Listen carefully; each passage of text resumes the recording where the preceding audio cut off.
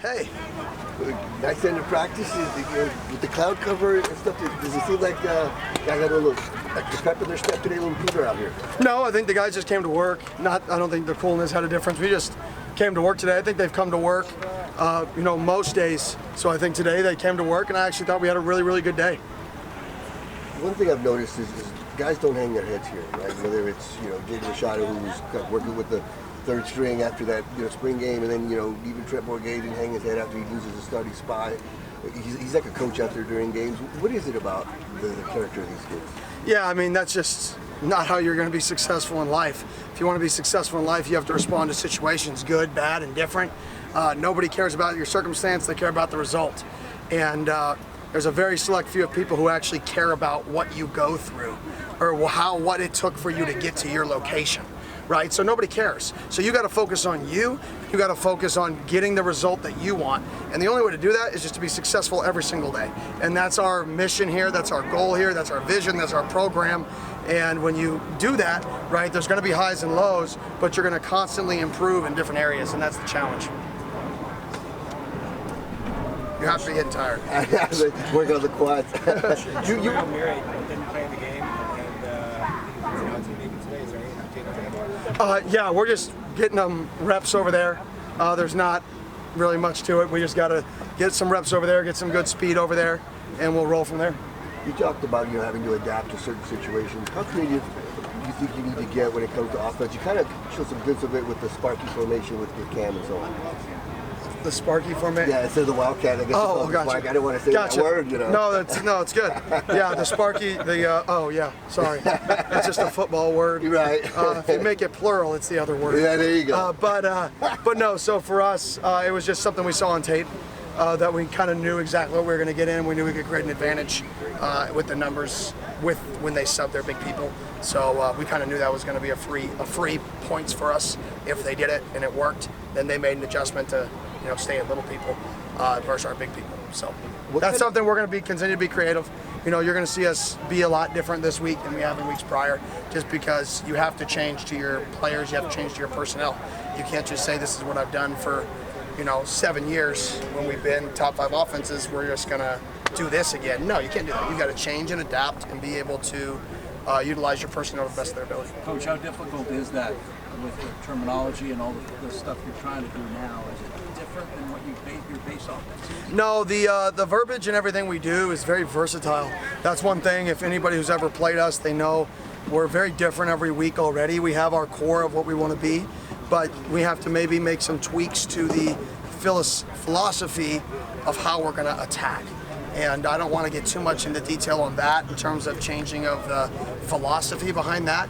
It's not changing the offense. It's not changing anything like that. It's just changing the philosophy on how to attack. Hi, BJ. Good decision. To make him punt again. Early in your career, have you had any experience with having this many injuries at one position group and otherwise? No. No. In that situation, what do you do? Do you look at doing totally different things, or? Well, we've had to change the practice structure offensively, so we don't go versus scouts because we don't have enough O-linemen to run 2 groups.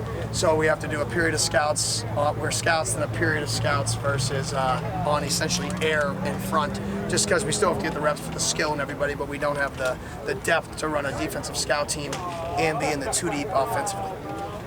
So I've asked you in the spring, I asked you in fall camp, I asked you again, who's your favorite defense player? Where's Clayton Smith? Oh, hey, buddy. Yeah, hi, Clayton Smith. My favorite defense is BJ. Yes. My favorite defensive end is Clayton. So. You know what? That kind of hurt my feelings. Now you don't have a question. Yes, I had a question.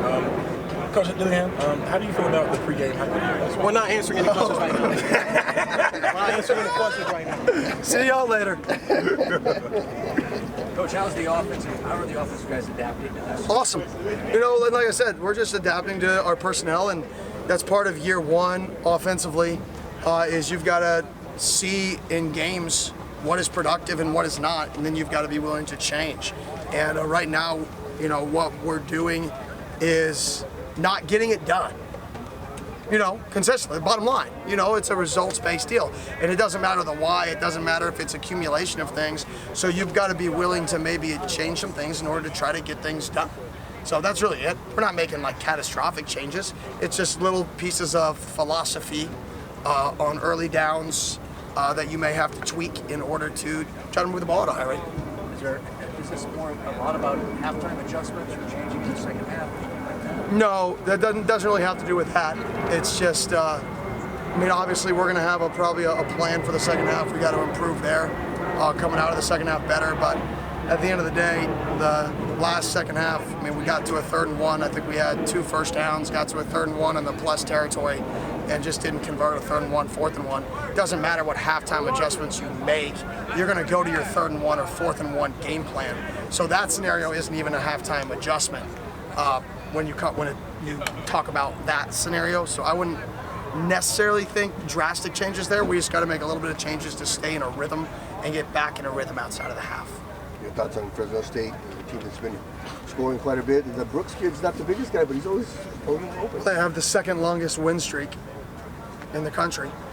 So when you have the 2nd longest win streak in the country, you're doing something right. And their coordinator, obviously their offense coordinator, got a Power 5 OC job because he did a phenomenal job working for Coach Tedford. Their NFL guy came from the NFL. Their defense coordinator came from the NFL. He actually used to work for Coach Marv back in the day. He does a phenomenal job on defense. They're well coached. They play hard. They play with a grit. You can tell that culture has been instilled there since Tedford was there the last time, because it was Tedford. And then Coach DeBoe took over. Our coach at I'm spacing right now on who took over. After him, it was his offense coordinator, spacing. And then from there, he came back. So it's been the same culture there for 6-7 years now. And you can tell it's there. Pretty good. Yep. Thanks, Coach. Appreciate it.